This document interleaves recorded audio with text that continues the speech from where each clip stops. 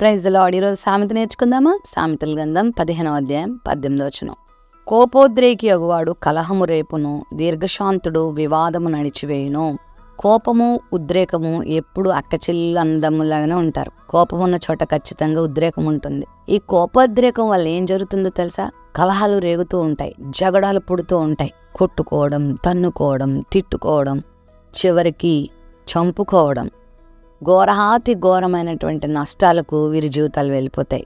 అయితే దీర్ఘశాంతం కలిగిన వారు ఏం చేస్తారో తెలుసా? వివాదాలను సహితం అణిచివేస్తారు. భయంకరమైనటువంటి కొట్లాట్లను సహితం దీర్ఘశాంతం ద్వారా ఆపివేయచ్చు. కోపోద్రేకాన్ని కలిగి ఉండడం గొప్ప కాదు. కోపం కలిగి ఉన్నానని అహంకారంగా ఉండడం గొప్ప కాదు. దీర్ఘశాంతాన్ని కలిగి ఉండడమే గొప్ప.